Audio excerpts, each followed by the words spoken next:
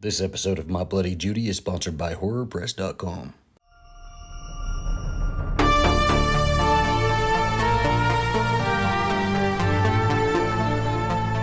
Howdy, howdy, and welcome to My Bloody Judy with your final forgets, myself, Zachary Patton Garcia. And Ian Carlos Crawford. And today we are joined by two wonderful guests. Our opening kills are one of my best friends on the whole wide world, and she is a New York Times bestselling author and co-host of Slayerfest 98. Kirsten White. Hi, Kiersten. Hi. And our other guest is one of my favorite Twitter crushes. That was Stephen O'Neill. Yeah, you should all know me I was already. like, whoa. Just complete silence on the audio end for anybody Yeah, listening. sorry. I am so happy to have both of you here. Kiersten is such a good friend that she hates doing video, but agreed to do this for My Bloody Judy. I Wonderful. put on makeup at 5 p.m. for both of you. So. Is this your very first video appearance on a podcast? Did we get that? Did we bag it? I think that I have done a video podcast. Somebody live streamed from Twitch a podcast, which was Oh, that's interesting. I don't know how any of those mechanics work. I don't either. I just showed up. But we'll just say this is my first. It's definitely my favorite. There you go. Love Yeah. that. Hopefully that other guy's been watching. Yeah.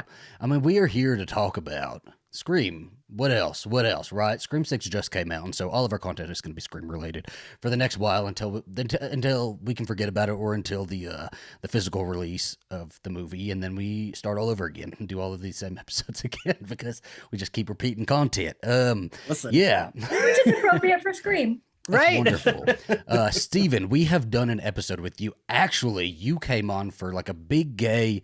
Was it a live stream that we did, or was it think just it an was. episode? I don't remember. Yeah. And we talked all about was, Scream yeah. 5, right? Yes. And so I want to start with you, and I want your quick, rapid fire thoughts on Scream 6.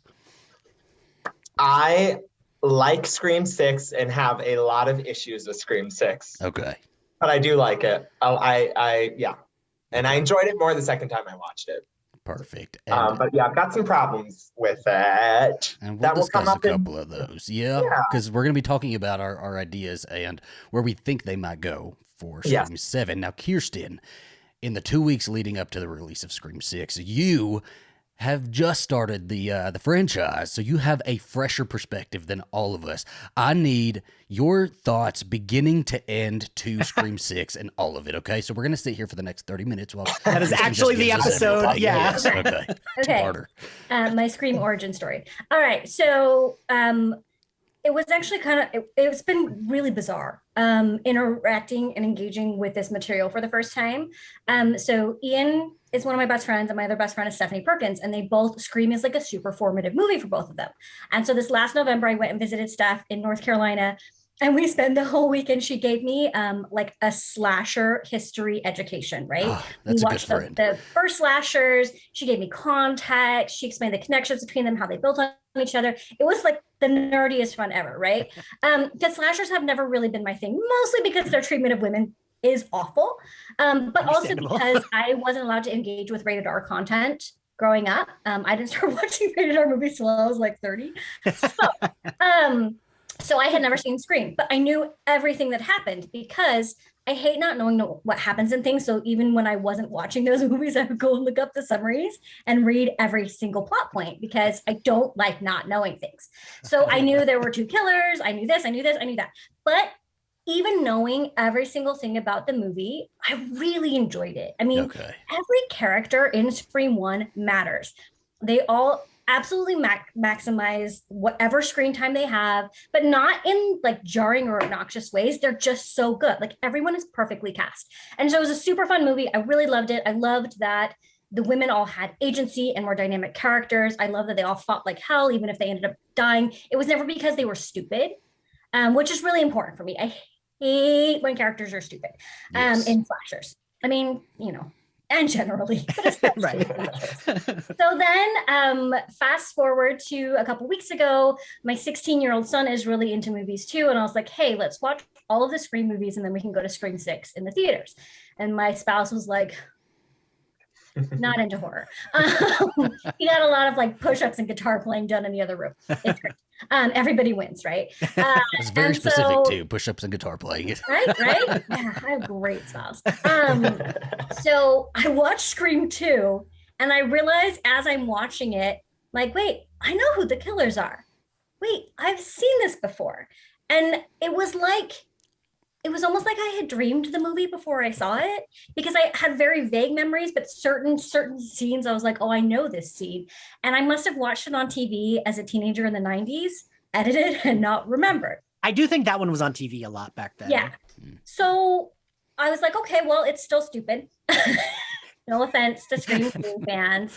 It's definitely the weakest of the entire series for me. It was fun, but you know, the whole scene where they're climbing over Ghostface and Ghostface is unconscious, and you're like, thrilling, amazing, one of my favorite scenes in the franchise.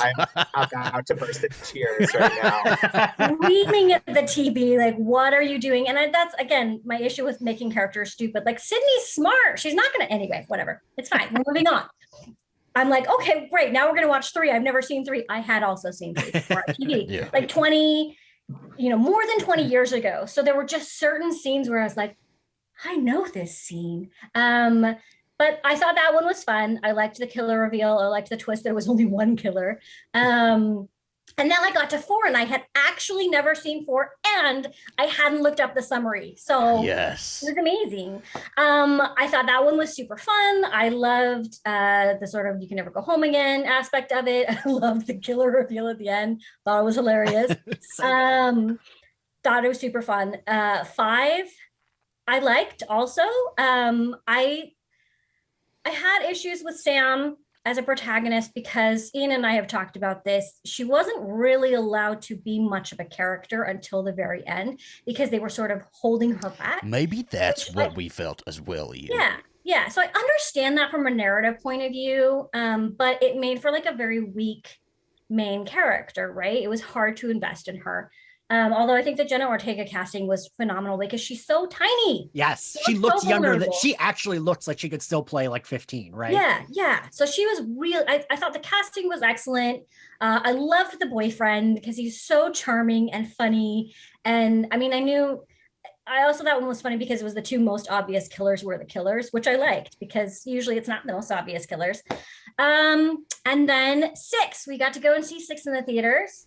And honestly, like, again, I don't have 25 years of emotional connection to these characters. It was not a formative series for me. I love the movies, but I love them because they're fun. Mm-hmm. And I haven't had all of this time to build up theories in my head or build up intense relationships with the storylines or the characters, which I do. So I feel a lot of compassion for that. So that being said, the mom in me was like, good.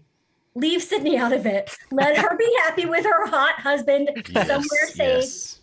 Do not drag her through this trauma again. So like, I do hate that they didn't offer her enough money to be in the movie. I feel like that was deeply disrespectful. But at the same time, for the character of Sydney Prescott, yes, let her be happy. Right. I love her so much.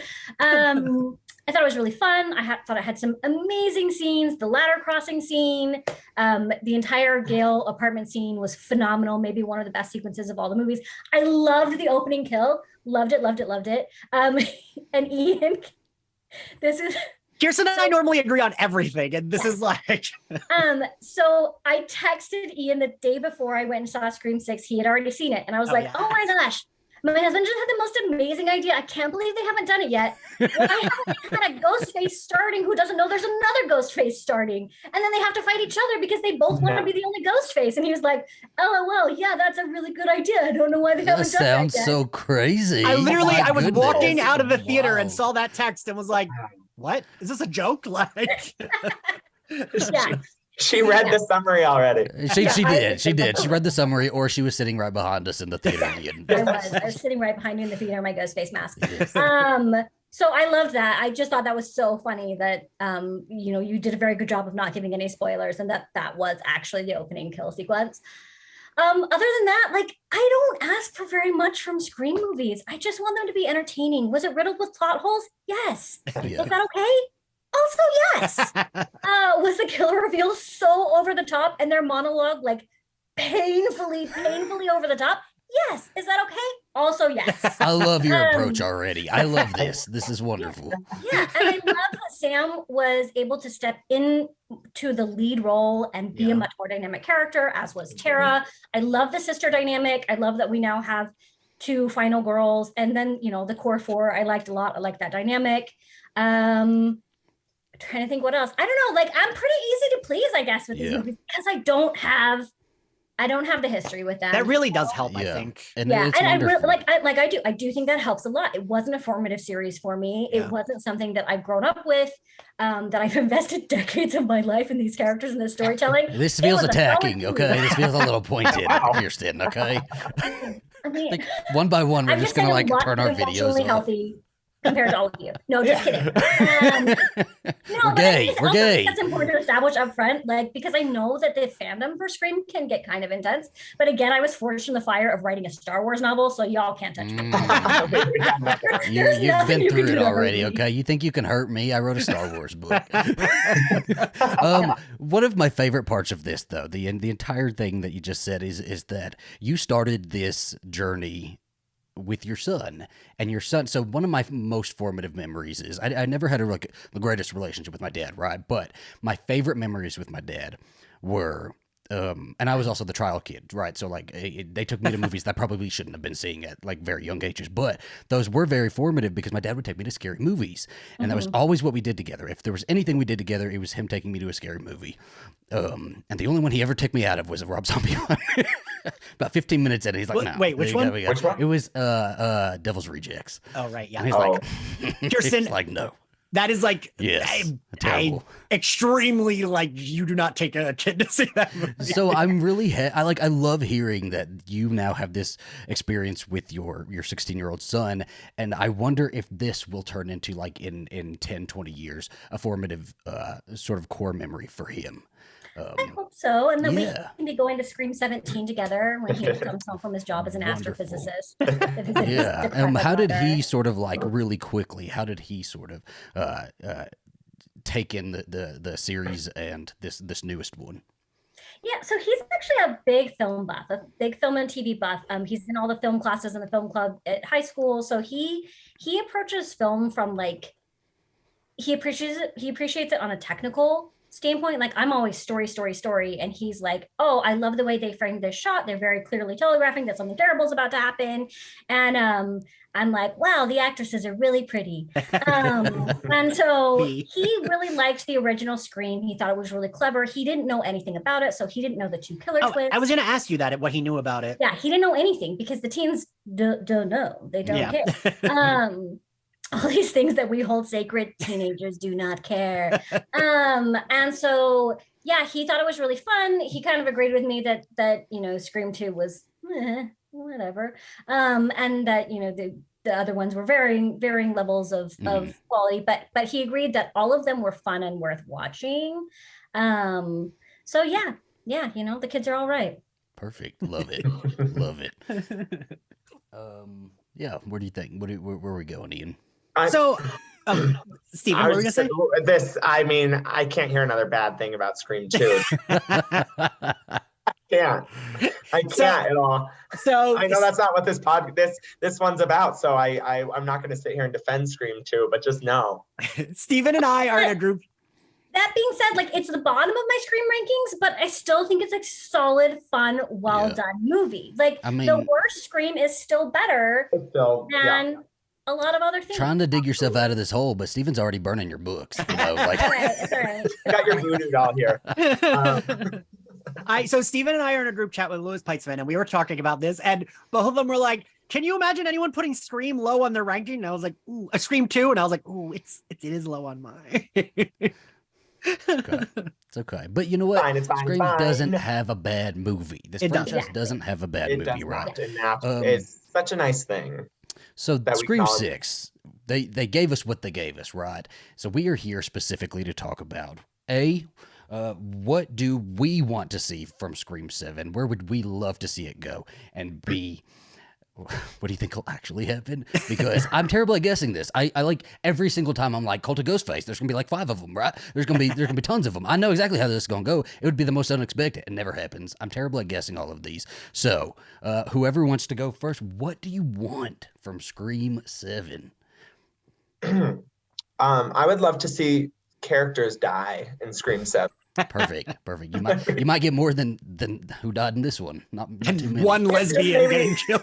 In your slasher film, I'd love to see a few people maybe not make it. would be my. I say that very jokingly, but I think that was sort of the thing that the first time I was really struggling with of just characters not dying and just I feel like that's just been such a cornerstone of the Scream franchise, is that there are these actors who come in, these characters, and they get these fun big scenes and death scenes, and that's always been something I loved, and so I think I was really struggling with the lack of body count being built, and like Guy in Bodega number 2 doesn't really satisfy me in that way, and so that is something I just if just give me more people that you can that Ghostface can go after, I guess, if they are really protecting this core 4 or whatever. And I'm sure we'll get into more of that, like what maybe the plan is. The stakes didn't really feel as high because of that, did they? We got basically 2 really drawn out death scenes with Chad and Mindy, and yet neither of them died. And I love it. I love to see them in another one, right? I will not complain about it, but it's a little wild that Chad, at the very least, didn't die. Yeah. I feel like that scene was so iconic, like 2 Ghostface coming out and stabbing him. Like I was like, this is, something so new, something we haven't seen before. And sort of the same thing with Mindy. The subway scene was, I thought, fantastic. And I felt that the fact that they both survived that sort of cheapened those moments a little bit.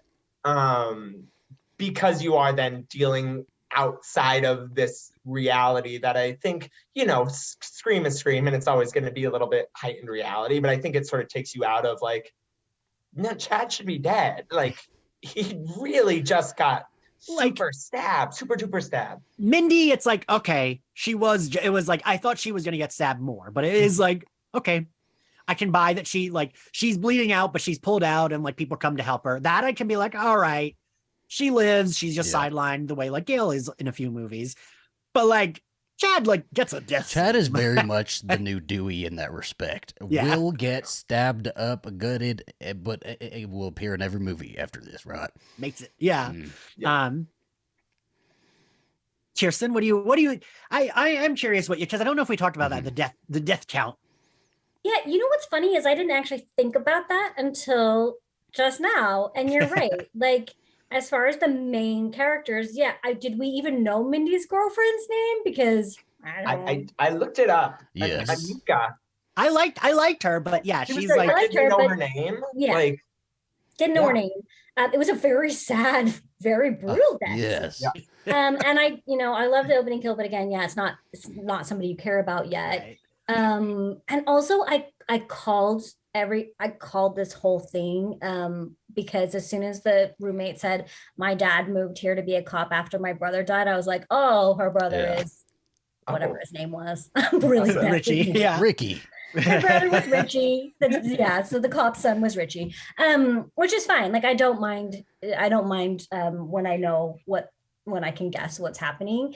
But yeah, the fact that 2 of the killers were in the friend group meant that they couldn't die, or they couldn't die. Also, again, well, I'm a cop, so I was first on the scene, so I was able to switch out the bodies because since I'm a cop, nobody noticed that I was carrying a body. That's just one of those things that you're just like, oh, slasher movie. Let me look over here for a second. Look back. Just ignore it. Just let it go. But yeah, that's true. And when they were building up the core 4 and making a big deal out of it, I was like, I'm going to be really sad when Chad and or Mindy die. And then they didn't. And so part of me is happy because I like those characters.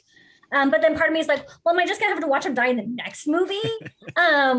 So yeah, I don't know. That is interesting. I hadn't really thought about that because I did feel like this one was so brutal in, you know, the ladder death scene, and then Gail's poor nameless boyfriend.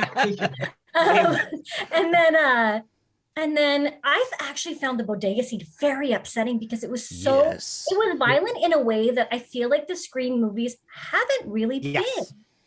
Because the kills have always been so targeted, right? Like, I'm going to kill the police officers, I'm going to kill these people. But that was just that was such brutal random violence that I found that scene to be really, really viscerally upsetting in a way that a lot of the others haven't been. So I think because of that, for me, I found this ghost face a lot scarier. Yeah. For me, they're personally, really successable when they bring real world violence into it as well. And this bodega scene was incredibly real world violence, you know.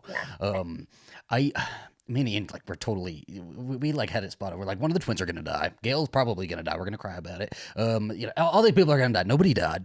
But it does really track with Scream 1, Scream 2. Like, the core 3 did not die. So core 4 is probably going to make it to 3. I would love to say that one of the twins are going to die, but probably not. I don't know. We don't know. But how would we love to write 7 before we get into what they're probably going to do with 7, right? Uh-oh. I already have it plotted out. Oh my gosh. Okay. Story time with Kiersten White. Okay. Well, but it's not how I would write it. It's how I think they're going to write it based on the evidence that I've gathered over the How would you write it first? Okay. How would you do it? Well, then come back. We're gonna bounce off. I haven't thought about that yet. All right. Okay. We'll figure out in a moment how New York Times bestselling author Kiersten Start us off, Ian. White would write it. I want, because so I feel like with the opening kill, we've kind of done a lot of the like subversions of the subversions of the subversions. I kind of wouldn't mind. The only way. So I've been thinking about this, and I actually I wrote a whole outline, don't have this in my outline. But I think like the only way I want Gail or Sydney to be in it, I think they would be a very cool opening attack, but I want them to live. I don't want them to die. But I think that like that could be their scene in the movie. Like, maybe they get a phone call and they visit someone at the hospital, but like, other than that, we don't need them in the rest of the movie. I think it would be cool. Maybe the two of them like happen to be like, all right, we'll go to dinner. Then they both get attacked. Like something where it's like the legacy character is attacked.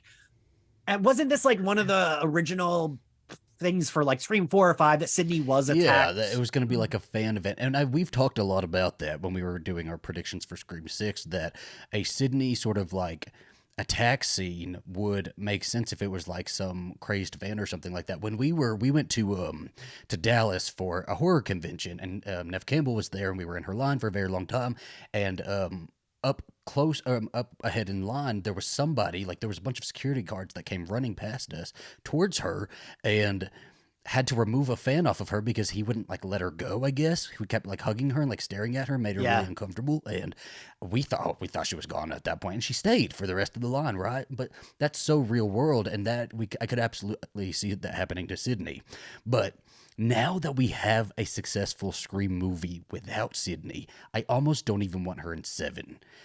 I think the very next, I do want her back at some point, right? But I think give her a gap, give her a long gap, maybe when her kids get 17 or something like that, right? And maybe in 7, have whoever the killers are going to be or something, give some sort of line that says, I think all killers at this point believe that Sydney deserves a break or something like that. Some like little funny thing to nod at all of us. But I kind of don't want Sydney in this next one. I think Gail makes more sense. She will always make sense in terms of reporting, investigative work, all of that. But Sydney really is, she's got a house in Malibu, wherever she is, right? She's like happy. Let her be. I would love Ghostface in the snow, blood across the snow. Cold. Creepy Duck Design just did a poster of a cabin in the snow, and I think that would be so brilliant, you know.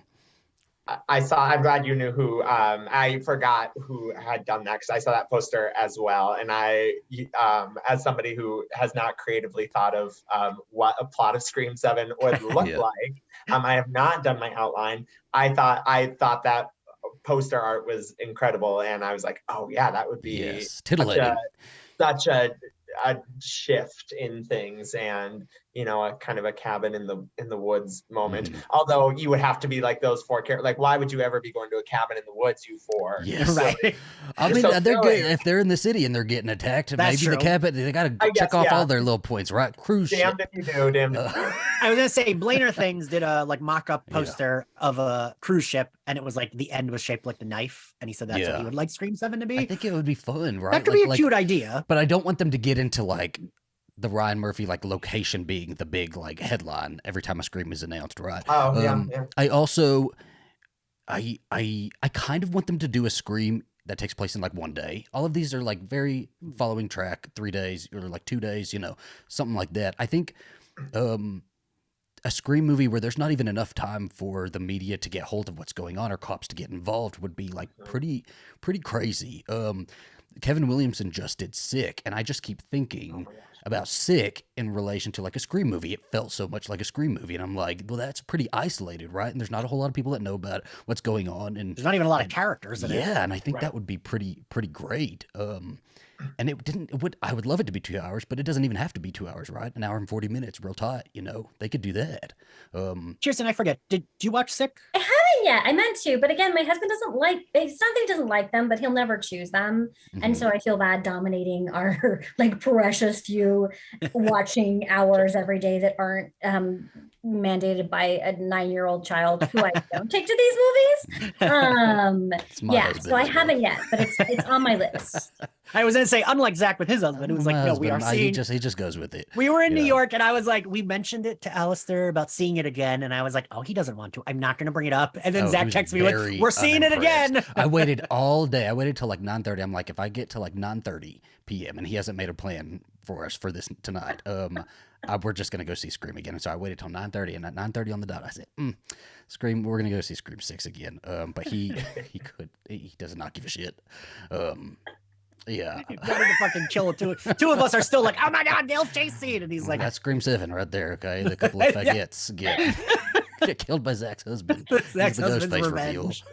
for making him sit through all of the stab. Oh my gosh, what a plot point, right? A non-horror fan turning into the killer because they're tired of horror movies. They're so sick of all the stab fans. Yes. I do love the line in Scream of the 6 about who gives a fuck about the movies, Yeah, that's pretty great. And I like Gail clocking it too, when she's like, oh, are you someone who's mad about movies, or are you just trying to stay relevant? Like, I thought that was like a good, like, quick, like,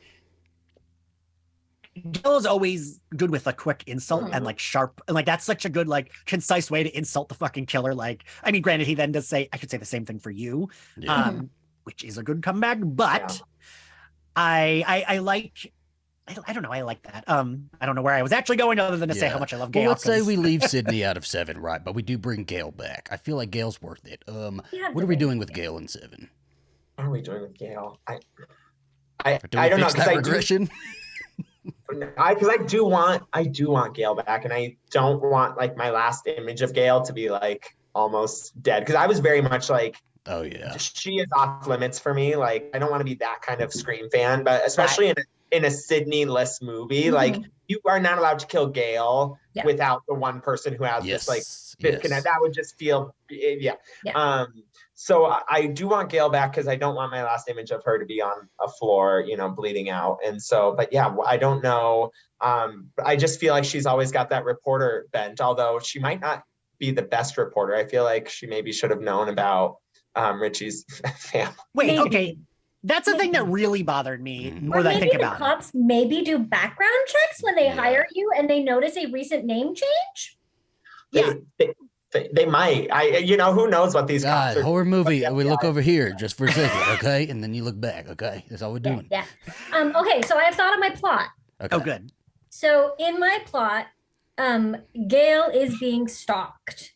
And Kirby is the one on the case, but her hands are tied by official FBI stuff, and she's in trouble for how off book she went last time. And so she knows someone who not only can think like the killers, but also can go toe to toe with them. And so she calls Sam and Tara, and Sam and Tara in this movie that I'm writing that literally every Scream fan will hate, they start stalking Ghostface. So it's actually they're the ones hunting Ghostface. So we're seeing Ghostface hunting people, killing people, but we're also seeing Sam and Tara like literally stalking Ghostface to kill him. And I love this shit. So we do headcanon rewrites all the time, right? And so I've done my headcanon rewrite for after 4. So we retcon the end of 4. Jill got away, right? Sydney did survive, but we don't know that. So going into 5, Jill is alive. She gets to be her final girl. She gets her 15 minutes of fame.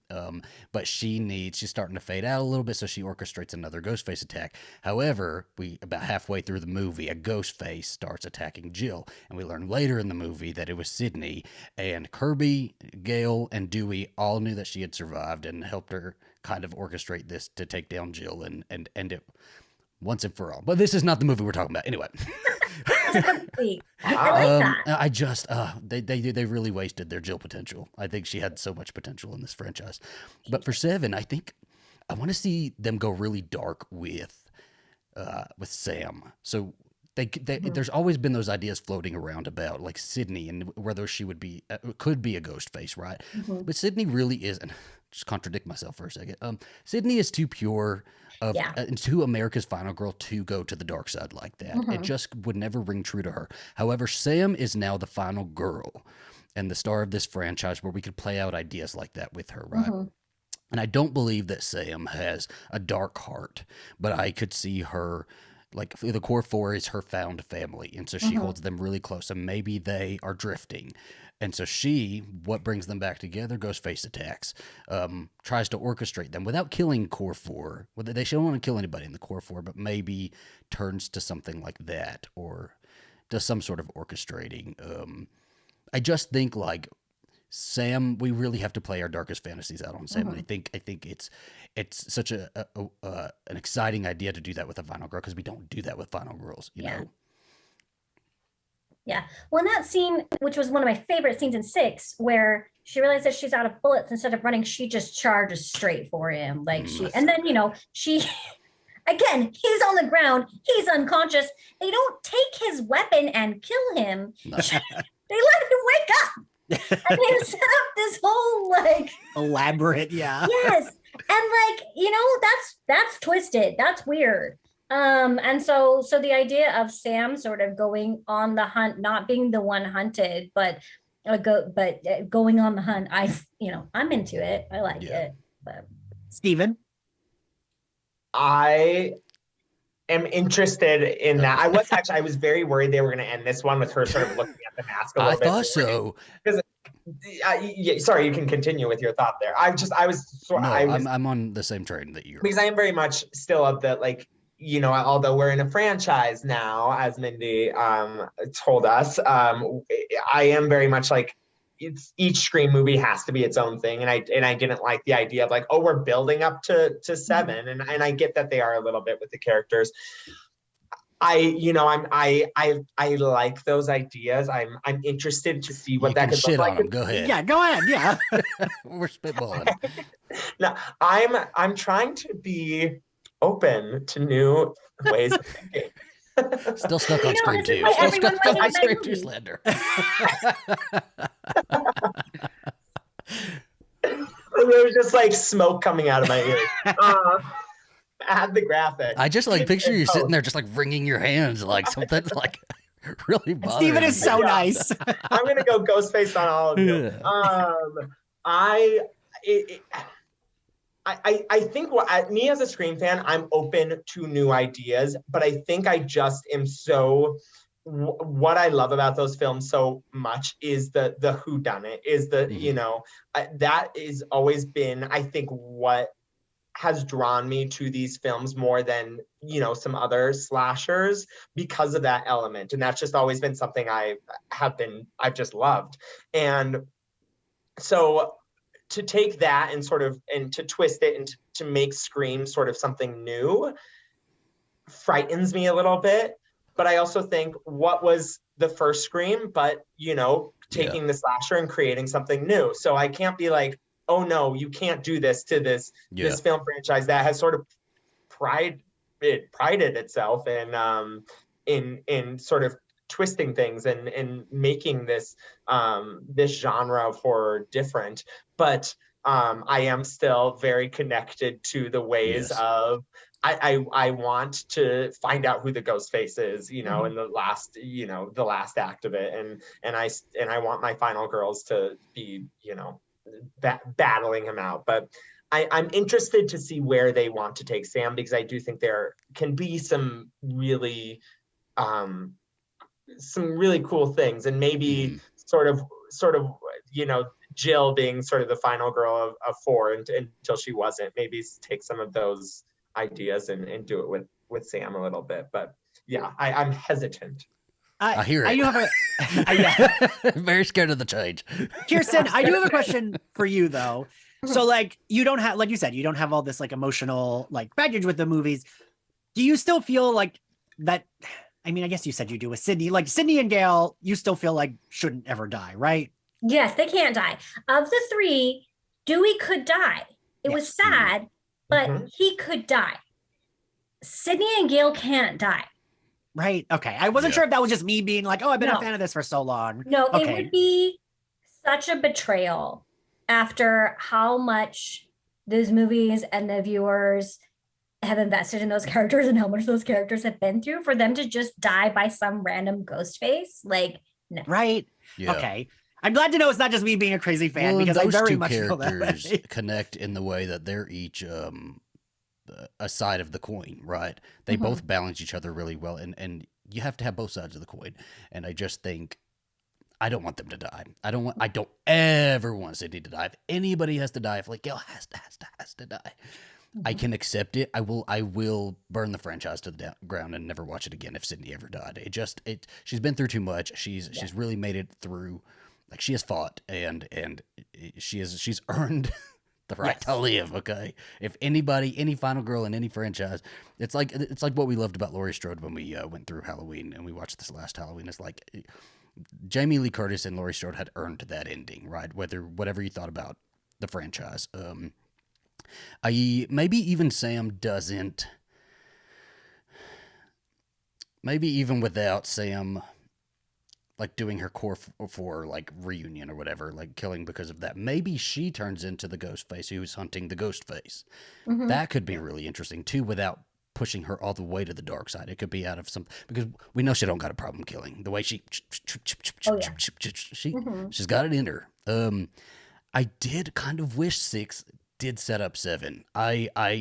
I am ready for them to do new. I think after this movie, I'm ready for them to kind of shed the past, revisit it later, and for the next one, we do just brand new with Gale. Yeah, that's the thing I don't understand why people, you know, because Zach and I, after 5, we did a like what we'd like for 6, and this was before the pay dispute was ever even a subject, but we said like we think Sydney deserves a break.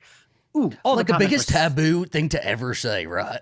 All the comments were it was like, have you ever seen a Scream movie? You guys clearly aren't fans. And it's like, we love her. We want her to have a break. Like, oh my gosh. And I'm very like, even like, I do think Gale makes the most sense to be coming back into it because she would want to investigate. Yeah. But like, I am like, and I love Gale. Gale's my favorite. That is a character that is made for Ian to love. I would be okay with not seeing her or just her being a cameo. Like I really would be okay with that, because again, I just think those characters have earned, like you said, Kirsten, earned to live, but also earned to not be stabbed 100 more times. Yeah. And I mean, Gale also kind of had a death scene in this one, right? Yes. Like I was everybody convinced that Gale was dead during that scene? Like not that at the very end when she's like gasping for, but like I remember so she got stabbed in the shoulder and I was like, okay, but she got stabbed in the side and I was like, oh, they're gonna do it. They're really gonna do it. And then the glass came and I was like, man. I watched that scene literally like knees up to my chin, probably up to my eyeballs actually, just like fully. It was very stressful, and I do think like Gale sort of. I want Nev and Courtney to have a paycheck, but I want Sydney and Gale to have a break. So yeah, it'd be cool. Like, executive producer, let's do that. Oh, wonderful, because it's really hard fighting what I want from story versus what I want my favorite like actresses to get. You know, exactly. Executive producer, and with Gale, like she sort of got the one thing Gail hasn't gotten, which is a phone call. Yeah. And that was, and it is, I don't know what more I would want from Gail. Right. Especially kind of the way they sort of took her character at the beginning of this movie was a little bit iffy to me. But so yeah, I don't know what more I would want, except I do just love to see Gail. That being said, I feel like the franchise is in a safe enough space right now that I can see a world in which I can move on from Sydney and Gail, as long as they're keeping the connective tissue. And what I do really love about the kind of creative team behind it is that they are taking the history of the films and celebrating it, and not like doing away with the things that we have loved about it for 25 years or, a few months or, however long. They're not really retconning anything, and I really appreciate that. Because it's very easy to do that. And Zach knows, like, I feel like doing this podcast, that's always been my biggest issue with certain horror things. It's like, we don't need to retcon, just keep going. And like, Kirsten, you've written a zillion books. I'm sure there's been things where you've been like, crap, I wish I hadn't done that plot. And then just kept going, right? So many. Like, I could have made my life so much easier if I just included this or I hadn't included that. But when you're building a series as you're going, like, you really can't do that. And I think that they have built in smart and interesting ways. But I agree with the problem with Gail and Sydney is if they're in the movie, they should be the main characters. Yes. And so for me, it's actually weirder to have them sidelined as like tertiary characters than to have them not in the movie. Like, I would rather Sydney be somewhere happy and safe than, and I loved Sydney in 5. I loved that she was just like, she just owned herself, right? And she was so badass. And for me, the moment when Sydney was done with and again, I think Nev should be, you're exactly right, executive producer. She should make money off of every single one of these movies, no matter what, forever. And same with Courtney. We're on a first name basis. Yeah, you're friends. Yes, we're just really good friends after how much time I've spent with them.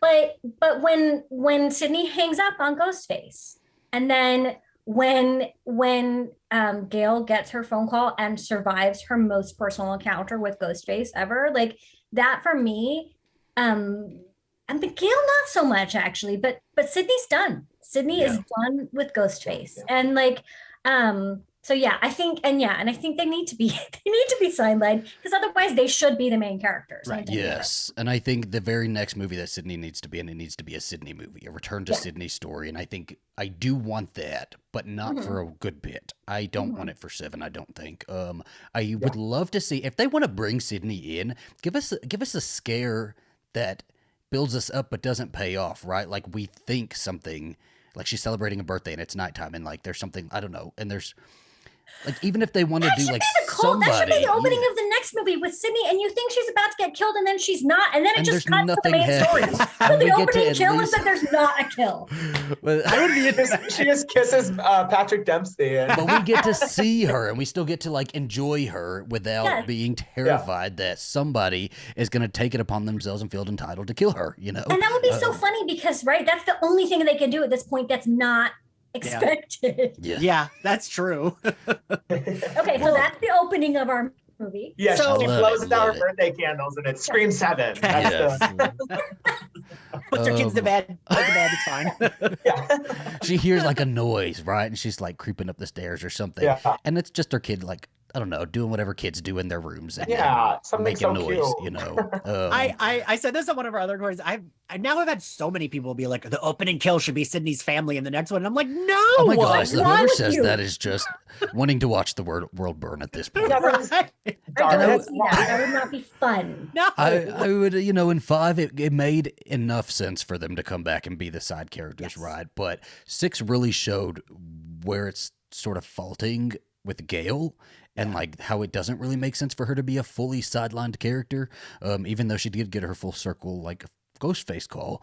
But I would, even if Dewey didn't keep her from writing them damn books, I would hope that being on the brink of death would just give her like some pause and be like, maybe I'll just like move to a new apartment and focus on that for a little bit. And I mean, what you said too, like, I mean, we're all very correct, right? Like, I think like the sidelining of Gale in this movie was so weird for Kirby, who knows Gale, to be like, no, you can't come. Like, that doesn't make sense. Have any reason to not like Gale? No. Did they interact in 4 at all? Like, right? Like, that should have been someone that she's like, oh, this person knows their shit. I know that she's survived. Yes, come with us. Like, that doesn't make any sense. Yeah. So that like bothers me because like then like you said, Kiersten, then you have to think of like ways to get them out, and then it just doesn't like make sense. Yeah. Because like Gale should have been there because theoretically she's the most capable one to survive it because she's survived it so many times. How many Ghostface has she personally taken out? Like, I heard that Sydney's cameo was supposed to be, and I don't know if this is true or not, but was supposed to be her showing up at the very end to save the day, or to like aid in saving the day. And that would have been I would have been so pissed. Just like, because then it sets the pattern for she just shows up for all of these things, waves a gun and like does all that thing. And that was 5. And Gale, we already got that. Yeah. You know, Gale just, it felt like she was only in this movie, one, to give us the cool ass chase scene. I will always be grateful for that. But really, she was only in the movie to show us where the theater was. Because I guess Kirby couldn't have done it. It made no sense why Kirby couldn't have found it, you know? And again, like, Kiersten and Steven both said, it bothers me that like Gale would be too smart to fall. Like, I just feel like she wouldn't have fallen. She would have been like, well, it's under these names, but it seems like even if she just said it seems to be fake under their names, like I don't know who really is, but it's under their names. Like, okay, we could still have it be like they fall into the trap that way, but like I just don't buy that Gale would have fall. I don't know, right? Like, So wait, so I do want to talk about what characters do you think? Like, this was in my notes, but I put Sydney and Gale, maybe cameos. That's it. I feel like they could give Gale back. I don't know why they took this away, but like she's a morning show. That's like a perfect way to have her in a cameo for me. Is like she's on the TV a lot, and she's because the intros of the other ones where they had clips from other stab movies have Gale in her morning show playing in the background when someone's horribly murdered. Right. Even so, still, like maybe she would want to leave the city after this. Why isn't she like on location, Lisa Ling reporting, you know, and doing different like across America sort of? She would have like a job. Yes, like she would be out doing something. I would love to see Kirby come back. I think Kirby makes the most sense to come back. Rewrite her career. I do not want her being part of the FBI. She leaves the FBI because she don't want to be stabbed again, right? She made the most sense as some sort of horror something professor, true crime podcast. I think at this point she can't really go through school and do to be a professor if they come out with one in a year or 2 years. But like something to do with true crime maybe, because she would have that real world experience, and I could see her as the horror fan really tying the two together. Rewrite her career, bring that in, make that play into the mystery somehow and solving it, because she would have the knowledge on it, you know. That's what I was going to ask you guys, because I do think Kirby makes the most sense to come back. Yes. And I wouldn't be terribly pissed if she died. Yeah. I think a lot of people, I'd be sad, but if there's like a survivor that can die, I would be. I would have been fine with it. That's why I said I think a lot of people. But I was more. I mean, she already died. So she did not care. Did you watch the movie? That was one of like really, guys? Really? Okay. Yeah, I think she'd be great to bring back, but also she'd be a great one to bring back and kill, right? Because you're connected to her, you care about her. They've already done a lot of the character work, and they've established that they've got these long running characters that don't die, and so then she'd be a great one to kill. I love her, but it is okay for these people to die in this horror franchise. As much as we like, I would have been, we've talked about it, like I would have been very sad if Mindy and Chad had died, but also I am watching Scream, so I have to be okay with that. And I do think a lot of people are becoming less okay with like things like that. And I just think it's so funny that the one who's like, I'll never let go, Jack, is the one who's like, kill everybody. Out of the four of us, David. I know. I'm really. I'm complicated. Kill them all. But I was trying to think of more characters because I do. And I mean, I said this about Deputy Judy, right? That's why it's good to have some characters survive, because then That was such a sad death scene. Yeah. Oh, Right? and the lead up with all of the fake outs of the like opening the fridge. Yes. Yeah. Music builds, closing the fridge. I was laughing my head off. I thought that was Yeah. so fun. Like it was so well done, but so like genuinely sad. That was a really, really sad death on screen. And then for her son to die immediately after, like that was sad. Even though we barely knew her son. He was not in it much, but like those deaths had an impact. Those ones were really well done. So yeah, I think that like, you know, bringing back these core characters. I know though, you guys, what they're going to do for Scream 7. Like I know the plot. I know who the killer is at least. Yeah. Because if 5 was 1 and 6 was 2, 7 is 3. So the killer is Tara and Sam's mom, who they have built up as being a terrible, disengaged mom who obviously had a thing for a psychotic sociopath in high school and who has lost everything because of Sam. So she lost the boyfriend when she was pregnant. She lost her husband when Sam revealed her parentage. She lost Tara because Tara took Sam's side over her side. So the killer in 7 is going to be their mom.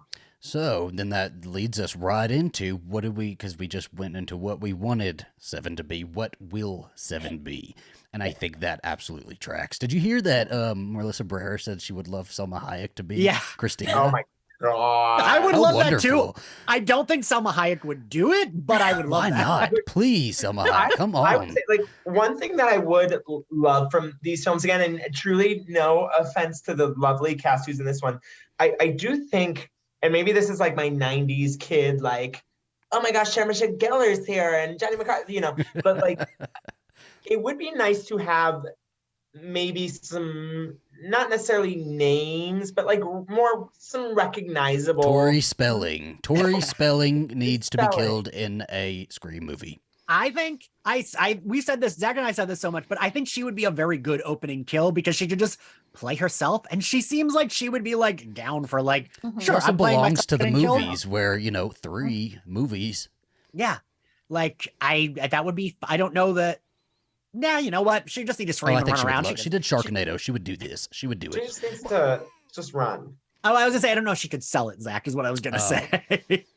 But like something like that, like Tori Spelling is technically a fucking character in that universe, right? Like, sure, that could be an opening kill. Like, I do think there's something like we said, the thing I bring up with Judy all the time is because, right, you don't care about her in 4. She's mostly there as like, is she Ghostface or is she not? You don't care, but that's a perfect character to carry over. And then like you said, Kirsten, it was still fucking upsetting, even though it was this character you didn't care that much about. But like, who could they carry over from 6? I know, that's... I don't think they have anybody that they can. There's no one to kill.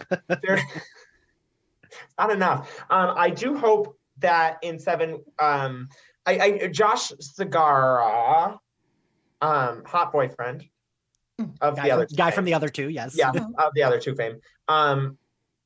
I felt bad that he got like sidelined in the last act. You know, I would be very upset if I were cast in those movies and didn't have like a scene of fear. He had, you know, was across the hall in the apartment, I guess. But I hope he has like maybe another shirtless scene in 7. There you go. I think that would be really good character development. I think so too. Maybe he and Chad like kind of explore their. If the writer says that's good character development, it's good character development. Go ahead and write it in. Yeah. Right? Yes, exactly. So I think Christina knows him. So I do think there were some seeds in 7 or 6 that we need to pay attention to. The therapist dying, that whole scene felt very disconnected from the rest of the movie, and I would think it would be cool to like that would play into 7 somehow, but I'm always wrong. But still, like something. I don't know. I feel like there's a seed here. I am like very on the Christina train too, though. I think it has to be their mom, you know. Yeah, it just has to be, and especially because we haven't seen her, but they've, like you said, they've like put characteristics there. We know from the first movie, the 5th movie, she was not a good mom. She may be like, and they're like, oh, your mom's a drunk, and then like 6 is they're like, no, she's a bad mother. They talk about her a lot for her to not have made an appearance yet. Yeah. They reference her several times, but then that becomes tricky because obviously they know what she looks like and their friends know what she looks like. Right. So then how do you have it? Because if the mom shows up, those of us who have watched Scream will be like, killer. Right. Yeah. So then you're like, if she shows up, it's got to be a red herring, right? But if they follow the pattern, it's got to be somebody related to Sam or Tara and or Tara. It'll be like a Debbie Salt thing. If it's connected to Stu, I'm gonna throw the whole franchise out. Listen, and this is why I don't think we should completely discount that, right? I would love to say, because I hate that theory, and I would love to say throw it completely out, burn it, but that was the original plan for 3. It was supposed to be Stu. I could see them bringing it to fruition somehow. But I feel like, as much as I love Stu, and I do love Stu, I think he is the best killer they've ever had, just because his level of unhinged, gleeful, just absolute psychotic, there is no soul there, right? When he finally all the way breaks down, he's amazing. But he's super dead. He's dead. He's dead. And if I could just say one thing to the people watching this. Are you a Stu truther? I should have maybe asked that first, because the way you're leading into this. No. Are dead. Stu is dead. Jennifer Jolie is not dead. She is not dead. She is going to lead the cult of Ghostface in Scream 7, and she's going to be under the pseudonym. Angelina Aniston is what her name is now. That's what she's going by. I think people, because these guys brought Kirby back, now I think there is a section of the fandom that now thinks any request they have of somebody who they just want. But yes, there are so many. As my Twitter name is Sober Sister CC Cooper. I don't want CC Cooper back. I don't want Sarah Gellar back.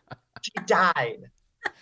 I wait. So fun fact, I told Steven that when I had to search, I did a list for work of CC Cooper, Sarah Michelle Gellar, CC Cooper, whatever. All that came up was all of his tweets, because his name, it shows up in the search. So when I search CC Cooper, it's just all of Steven's tweets. Yeah. Which actually my plan worked. Yeah. But so I do agree with you there. The Jennifer Jolie stuff, she's dead.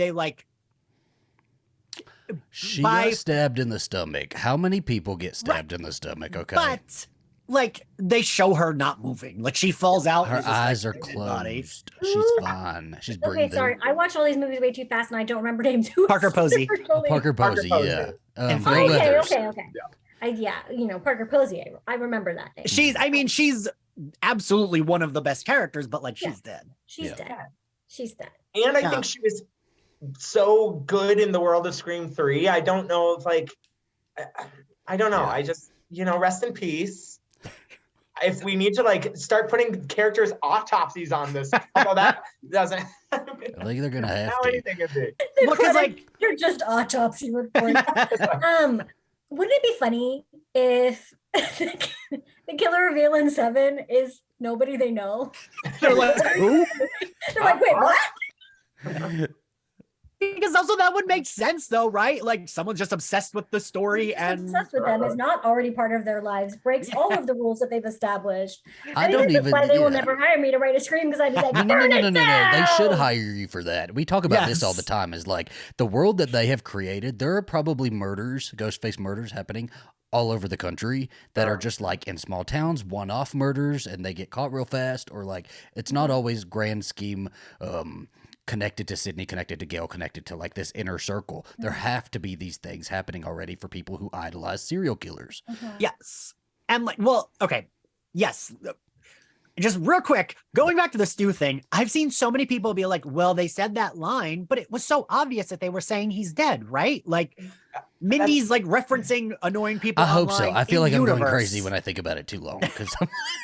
But then Kirby kills the other killer. She kills Ethan the same way Stu's dead. And that's showing you, look, this person is dead. Also, I just think that maybe sometimes a lot of the youths forget, and all of us, Zach, you remember too, those TVs were heavy back then. They were huge. Even when they first started doing flat screens, I had one of the earlier flat screens when I went to college. That was one of my graduation presents, and that fucking thing was so heavy to carry up and down stairs to my dorm room. Right, sure, a flat screen TV now. Boxes were 10 times that, That's the thing I think people forget is and it was not only a regular, it was a bigger one too. So yes, that absolutely would kill someone. Or you know what? Yeah. Bring Matthew Lillard back, but just in a totally random role, and he's not Stu. Yeah. And he's never Stu, and it never links. And But the nobody thing ever is, said they could totally do that. But they do Yeah. things like that all the time in movies. Prosthetics, a little bit of facial hair, you know, stuff like that. They can give him a job, you know, bodega guy.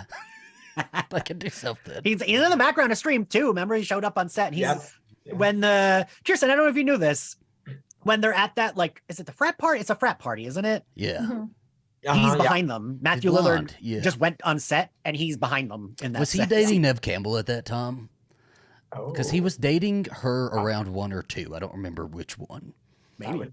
Hmm. Little visit. But like, I love that. Like, he just showed up to set, and they're like, "Sure, Yeah. be in the background Yeah, of in the the background. scene, whatever." Even And like his hair is, Twitter's going. Oh. and his hair is bleach blonde. So like, Yeah. once you know that his hair is bleach blonde, it's very obvious. Oh, that's Matthew Lillard standing behind them. He comes up to Sydney. He's just like, "Hey, Sid, I'm real sorry about last year. You know, Yeah. I Bygones. think what Going they through some stuff.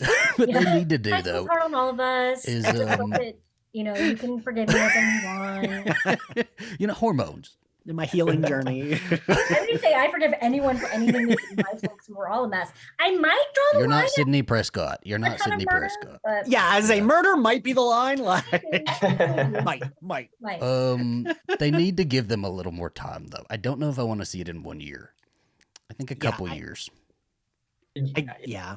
It'll be interesting. I was, just thinking from like a studio perspective and how well this one is done, and people seem to like really be responding to it. Like Yeah. it seems to be, for a lot of fans, very high up on their ranking, which I'm also not in a space to make my ranking yet. I think that's We're gonna ask y'all at the end of this episode. I am like I've been losing sleep. I've been journaling. But yeah, I would be okay with a break, but I'm guessing from a studio perspective, so, they yeah. are. They Boom, probably boom, also boom. want to lock Jenna Ortega in because she's on the rise. And She's She's busy, yeah. working, man. She's working. They're busy. gonna have to pay her a lot for coming up. It's funny how her rise to fame tracks with also the Scream stars. How like Yes. in 2, like Timothy Olyphant wasn't famous when 2 came out, but then now he is. She he's in has Star that very Wars and- specific, not like late '90s, just like teen star on the rise. Like She had very the year sa- Sarah Michelle Sarah Gellar Michelle did. Gellar, Yeah. like even a Jennifer Love Hewitt, right? Like she Mhm. is one of those core groups that we're seeing now. And we don't have a lot of those anymore, you know. Yeah, I haven't thought about. Just- I mean, obviously, I've thought about her, but yeah, I haven't thought about like the very much like Sarah Michelle Gellar in 1997. Just Mhm. like, and it's good for her. I'm very excited for her. But yeah, they're gonna want to lock her in and get. Yeah, but it's actually, I think the core 4, they're all, sort of on the rise in big ways, and Yeah. they all seem like Plus- lovely people. If she wants to get out, she could get killed in the next one. There you go. There you go. I always wonder about that with a contract. Like, I wonder if Contract. someone like her is like, I will come back only if you kill me, so then I don't have to do Yeah, like Harrison Ford's "I will appear in my legacy media, but you have to kill me off" tour. Yeah. Yeah. I do see her. She seems like she has a little bit more respect for this though, and this being like these are big movies when they premiere. Like the posters are everywhere. Scream 6 posters were everywhere in New York City, all over the billboards. Those are big premieres, you know. I would hope that she just really enjoys doing those, you know. Yeah. If she didn't, we would know because she would talk about it. In a I feel like podcast. she would. We would Yes. know. Yeah. And it's a gonna huge say- like profile booster. That absolutely was integral in her getting like Wednesday and all of these other things that she's been doing, you know. And to be the #1 movie and worldwide and to be breaking records for Yeah. a franchise, like that's not. I think as an actor that would probably not be something you'd want to run away from right away. That being said, if she did want to die, I mean, for our Sam as Ghostface folks out there, what a catalyst for. I was- Steven, I was like, oh, I hope he doesn't say she should kill Tara, because Tara's death could be the reason she be. Yeah. Yep. Yeah. Then Tara could be the opening kill. Yeah. And so like the thing I want is like, maybe I've said this already, I've been thinking of it the whole time, is like I would, if if Sydney or Gale were an opening attack, I want them to kill the ghost face. That's what I want there. And then the reveal to be, there are a bunch more. And it didn't matter that this one ghost face was killed. So like, but if Tara had to die, I would want her to die the only way I'd want Tara to die is the only way I accept Gale dying is killing the ghost face with like, they're both dying. Like she takes him out the same time he takes her out. And like I do feel like Tara at this point, I mean, doesn't have 25 years of it, but has earned that kind of that scene. What does the New York Times bestselling author think of that? I mean, yeah, like I feel like that's the nice thing about having this new cast of characters is you are less attached to them. Like again, establishing I'm not a long-term fan of this series. I'm a very recent fan of this series, but I would be pissed if Sydney got killed. If Sam dies in the next, not Sam, Tara, whatever names. If the small one dies in the next movie, like it would be sad, it would be upsetting, but like I would be okay with it. And so I think that they've got a little bit more leeway now that they've sort of hit reset on everything. I don't know. Yeah, but then it's like, how long do you go with these final girls?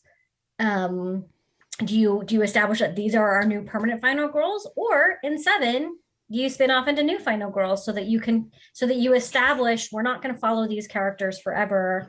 We're branching out, we're building the Screamverse. I like that idea, honestly.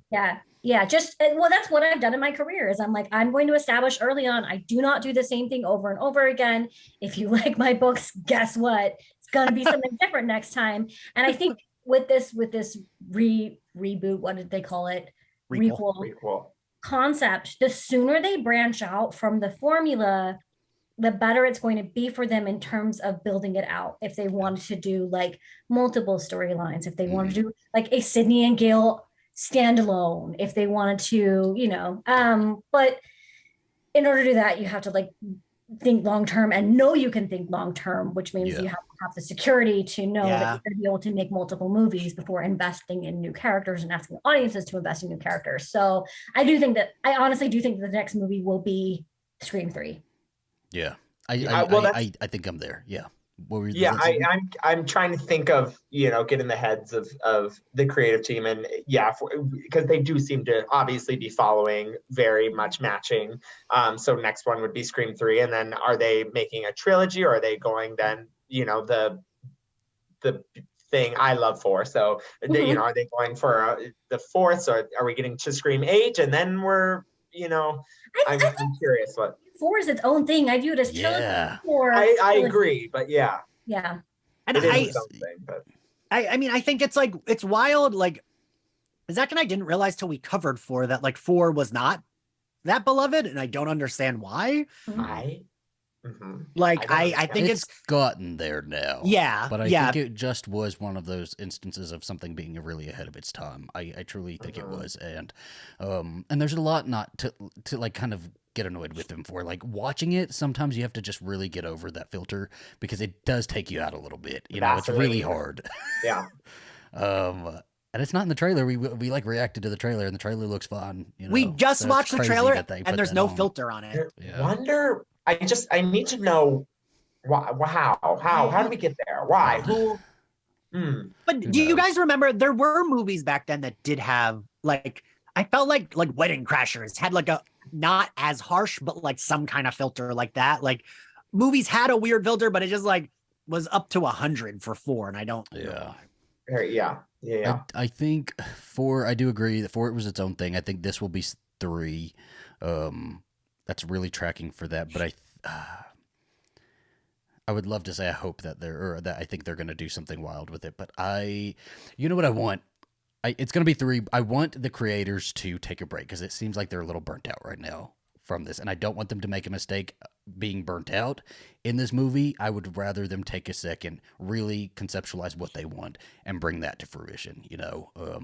Instead of having a studio like shoving them into this next one. I think that's my only real true hope. So, yeah.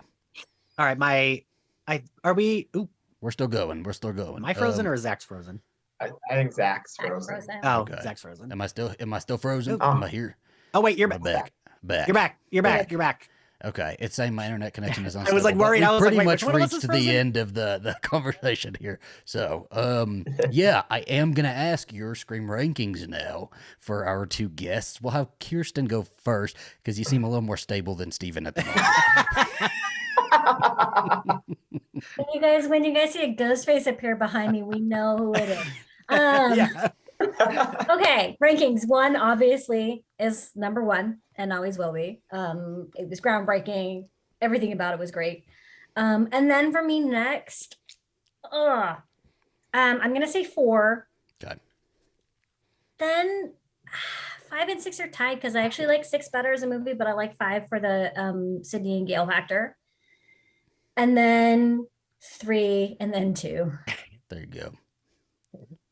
The wild thing, as Kirsten was going through the movies, we had almost the exact, like, our ranking is very similar, and we had almost the exact same opinions, which was very, like, Kirsten and I tend to agree on most pop culture. We're taste twins. I will straight up text twinning. Ian and say, what is our opinion of this show? Do I go see it? Do we like it? I knew. Are you gonna do Scream the TV series? Oh, watch it? No. There's 3 seasons. I don't know. I only don't. The third. I mean, I didn't love but the third season of that, I couldn't even get through. Steven, yeah. Everyone on Twitter will say, like, I kept seeing everyone say, no, but the third season's really great. I watched it and I was like, this is not good. Like, it's not good at all. Not good at all. There's only 6 of these movies, and I've exhausted rewatching them now, and I'm like, I need something. So I'm like, I'm toying with the idea of going through the show. The MTV, the first 2 seasons of that, and then they had like the Halloween like movie special, like not great, but like you could watch it to satisfy an itch. But I do think the third season, I'm so sorry to Keke Palmer, and I think your producer Queen Latifah. Yeah. If you see this, I love you both, but it was so, Wait, so I'll drop a light spoiler, Zach, because this is so fucking stupid. I feel like I watched them though, so I might already know. Yeah, I thought you did too, but so Tony Todd, who played Candyman, has like a bit role, and he has a hook, and him and Ghostface fight, and he fights him with his hook, and Ghostface fights him with his knife, and I was like, this is so fucking stupid. Like, they clearly were like, look how clever we are, but it's not clever. It's just stupid. Okay, well, plot of Scream 7. Monster v. Monster. Yeah, spoiler. We've given you enough time, Steven. What's your ranking now? Okay. 6 has really just thrown a wrench. Actually, a couple things have thrown a wrench. I recently was showing my boyfriend had never seen 4. And so I rewatched that with him. And so I watched that in like with new eyes. You know, I think it's so exciting when you can watch these films and like when you're like, oh yeah, all these things that I'm expecting, this person isn't expecting. And like Jill as the killer, and he prides himself in like that was shocking to him. And so 4 has sort of moved up. So here's my ranking as of right now, subject to change. 2-1. Ooh. 2-1. You like 2 the best? That's wild. My husband too. That's wild. It's crazy. I love 2 the best. I do. I think it is. Yeah, I could go into it but that's not why I'm here. We can chat later. 2-1, 4, 5, 3, 6. 6 all the way down there. Ooh. Okay, but here's the thing. I do think 6 is a better movie than 3, but I have just in my time here on Earth, I just really love 3. I just like, as a Scream fan, I've just really grown to love 3, and I not in like a blind way. Like, I know it's false, but there are so many things I love about 3. And right now for me, and I think it's going to change as I like reflect on 6 more when I see it again. But my issues with 6 are so large, and I think the lack of kills for me is a really big one. I think the Ghostface reveal is the absolute weakest in the franchise, and those are 2 pretty significant things for me that I do sort of have it way at the bottom of my list. but I do love 6. And if anybody tries to say anything mean to me on Twitter about this ranking, you know that you will hurt my feelings. We will fight for Steven. You will hurt my feelings. The thing is, this franchise does not have a bad movie. So really ranking them is not saying this one is shitty, this one is shitty. It really comes down to our own sort of rewatchability. Yeah. And honestly, a more honest question would be, in each trilogy, how do you rank them, right? Because you have your first trilogy, you have 4, and then you have this next few. So maybe we'll have to just start asking that at some point. Yeah, I mean, I think I would just like the worst Scream movie isn't a bad movie. Yes. For all of us, like they're all fun, they're all worth watching. So again, also don't come for me because I am so good at ignoring everyone again. Yes. Star Wars novel. We've got 2 opening kills here. We know me and Ian make it to the next podcast. I don't know. Steven's the more me, Kirsten's the more Zach. I get my feelings hurt. There you go. And with that, Kiersten White, where can everybody find you? So you can find me on Twitter at Kiersten White. You can find me on Instagram at author Kiersten White, and you can find me on the shelves of your local bookstore. And Steven? You can find me on Instagram, S O'Neill, Oneall, and on Twitter at SO'Neill89. My name is Sober Sister KCCC Cooper on there. And people actually think I'm sober, and I do feel bad about that. So I'm sorry if that is actually something I have projected onto the world. That is not the case for me. Yeah, I think that's it. Unless you want to Venmo me, but Venmo him too. I was always see. I've never read it as S O'Neill. I've always read it as Sonal, and I feel stupid. I know. I don't. If anybody has any ideas on how to, because people say Sonal, they don't know to say what I'm trying to project, which is first letter of my first name and then my last name. So if anybody has ideas on how I can make that better. You're doing fine. You're doing great. You're projecting Sober Sister CC Cooper. Sober Sister energy. Wait, exactly. Steven, I gotta tell you what I thought your name was when we first started following each other. What? Because your display name is CC Cooper, I didn't know what your name was. Yeah. I thought your handle was So Neil and your name was Neil. Yes, I've gotten that too. Okay. Yes, I've gotten lots of things. I've really not established myself well online. He says, Ian, I realize, okay? I'm hearing it. Like, I fucking get it, Ian. I get it, okay? Yeah, and if you ever want to find us, My Bloody Judy, you can search My Bloody Judy. Ian has Slayerfest 98. Which Zach and Kirsten are both co-hosts on. And Steven has been on. I've been on. Love it. Love all of it. And Ian, do you have any? We are sponsored by Horror Press. So before we hang up, Ian, do you have any articles you've written for Horror Press recently that you'd like to promote? I do. I did a recently. I think I lied in our last episode. I said it was published. It has not been published yet, but it is upcoming. I had nothing to show. Mike, I did a Ghostface ranking. That is an upcoming article. I did a spoiler full review of Scream 6 that I had to. Kirsten, I felt like you were writing a book. I'm writing a 3-page review. It was 2,200 words. It was supposed to be 800. So I rewrote the whole thing, taking a little bit of sentences out. It was still too long. So I edited it 3 times, got it down to 1,400 words. And I told our wonderful editor, James Michael, I was like, I know I'm over the word limit. It's not going to get any shorter. I'm sorry. And he was like, that's fine. So there's that. I go into I talk about the kills, which I talk about the legacy characters, talk about the setting, and I break it down into parts, and I kind of end it the same way you did, Steven and Kirsten. Even though I had issues with it, it's still a Scream movie. There are no bad Scream movies. I wrote a piece about Buffy for her birthday. I did an interview with Summer Bishel, who's also a co-host on Slayerfest, about the Magicians. Plenty of articles, and there's a lot of other great writers over there too. There you go. There you go. Yeah. And question for the audience. We got 2 questions for the audience. What do you want to see in Scream 7? And what do you think we will see in Scream 7? Leave down in the comments below. Message us on Twitter, Instagram. No hate. Be nice. Be nice. I see all the comments. And we'll talk to you next time. Bye.